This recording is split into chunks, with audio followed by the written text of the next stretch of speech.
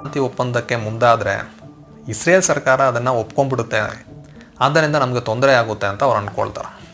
ಇವ್ರೇನು ಮಾಡ್ತಾರೆ ಅಂದರೆ ಒಂದು ಸಭೆಯನ್ನು ಸೇರಿಸಿ ಅಲ್ಲಿ ನಿರ್ಧಾರ ಮಾಡ್ತಾರೆ. ಅವರಿಗೆ ಒಂದು 3-4 ಜನ ಲೀಡರ್ಸ್ ಇರ್ತಾರೆ. ಅವರೆಲ್ಲ ಮಾತಾಡಿ ನಾವು ಈ ಬರ್ನಡಾಟ್ನ ಮುಗಿಸ್ಬೇಡ ಅಂದರೆ ಕೊಂದ್ಬೇಡ ಅಂತ ನಿರ್ಧಾರ ತಗೊಳ್ತಾರೆ.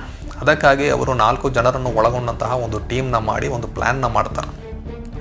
1948 ಸೆಪ್ಟೆಂಬರ್ 17ನೇ ತಾರೀಕು ಶುಕ್ರವಾರ ಬರ್ನಡಾಟ್ ಅವರು ಈ UN ಅಂದರೆ ವಿಶ್ವಸಂಸ್ಥೆಯ ಮೋಟರ್ ಕೇಡ್ನಲ್ಲಿ ಬರ್ತಾ ಇರ್ತಾರೆ. ಅಂದರೆ ಇವ್ರ ಕಾರು ಹೋಗ್ತಾ ಇದೆ, ಅವರ ಹಿಂದೆ ಹಾಗೂ ಮುಂದೆ UN ಸೆಕ್ಯೂರಿಟಿ ಕೌನ್ಸಿಲ್ಗೆ ಸೇರಿದಂತಹ ಕಾರುಗಳು ಹೋಗ್ತಾ ಇದೆ. ಆಗ ಜೆರೂಸಲಂನಲ್ಲಿರುವಂತಹ ಒಂದು ಚೌಕ, ಒಂದು ಸ್ಕ್ವೇರ್, ಅಲ್ಲಿ ಈ ಲೇಹಿ ಗ್ಯಾಂಗ್ ಅವರ 4 ಜನರನ್ನು ಒಳಗೊಂಡಂತಹ ಒಂದು ಜೀಪಲ್ಲಿ ನಿಂತಿರುತ್ತೆ. ಆ ಜೀಪಲ್ಲಿ 4 ಜನ ಇರ್ತಾರೆ, ಒಬ್ಬ ಡ್ರೈವರ್. ಅವನ್ನ ಬಿಟ್ಟು ಇನ್ನು 3 ಜನ ಕೆಳಗಡೆ ಇಳಿತಾರೆ. ಅವರು ಮಿಲ್ಟ್ರಿ